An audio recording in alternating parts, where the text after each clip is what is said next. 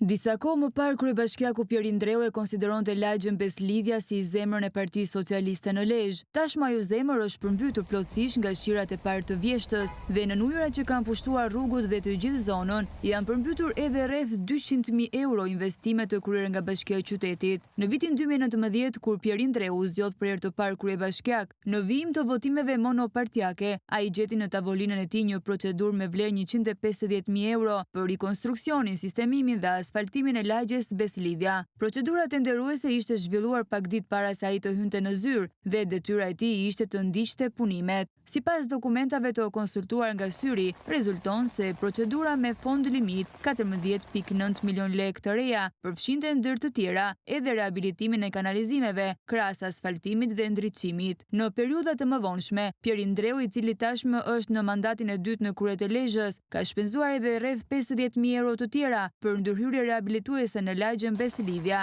duke çuar faturën e përdorur për atë zonë rreth 200.000 euro, por shirat e këtij nëntori si edhe të tjerat para tij kanë dëshmuar se investimet kanë qenë tërësisht të dështuara. Prej ditësh banorët e lagjës Beslidhja po jetojnë në një lloj liçeni dhe ujërat që nuk kalojnë në kanalizime kanë përmbytur banesa e biznese, ndërkohë që qarkullimi i këmbësorëve por dhe automjeteve është bërë thuajse i pamundur. E njëjta situatë e rëndë u konstatua edhe 2 javë më parë, ndërkohë që qytetarët ende nuk kanë gjetur zgjidhje nga autoritetet vendore.